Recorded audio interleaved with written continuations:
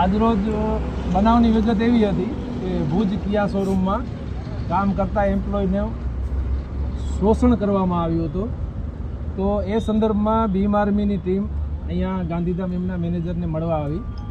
ત્યાં આવીને અમે જાણ્યું એટલે અમને ખબર પડી કે ભાઈ એ લોકોનું શોષણ થઈ રહ્યું છે. જે કામ એ લોકોના અંડરમાં નથી આવતું એ કામ એને કરાવવામાં આવે છે.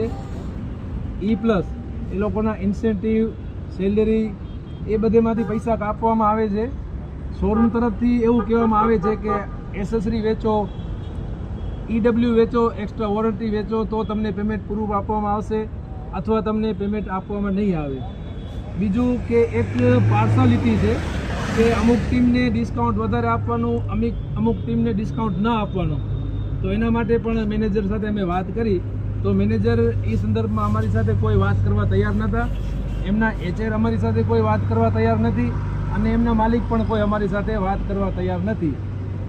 તો એના માટે અમે આજે લેખિતમાં અરજી આપવાના છીએ, બરાબર. અને જે કાંઈ એમ્પ્લોયના નિયમ હશે, એમ્પ્લોયના નિયમ મુજબ એ લોકોએ એમ્પ્લોયને આજે 2-3 વર્ષ થયા કોઈ પણ જાતનો ઓફર લેટર કે જોઇનિંગ લેટર આપેલો નથી કે જેથી કરીને ખબર પડે કે એની અંદર શું નિયમ છે કે શું નિયમ એમ્પ્લોયે ફોલો કરવાના છે.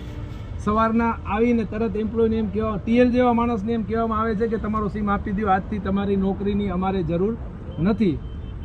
તો અમે ફરિયાદ આપીએ છીએ લેબરમાં, બરાબર. અને એ સિવાય કે આ શોરૂમમાં બીજા જે કાંઈ પણ કામ થાય છે કે ડિસ્કાઉન્ટના કે એસેસરીના, તો શું એવું જરૂરી છે કે ઇન્સ્યોરન્સ કંપનીનો જ લેવો? એવો કોઈ નિયમ છે ગવર્મેન્ટનો તો અમને જાણ કરે.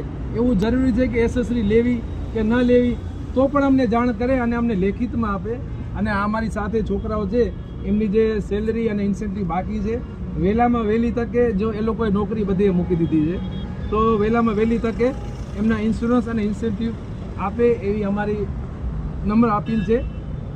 નકર પછી આગળ અમે ભીમ આર્મી આના પર પગલાં લેશું.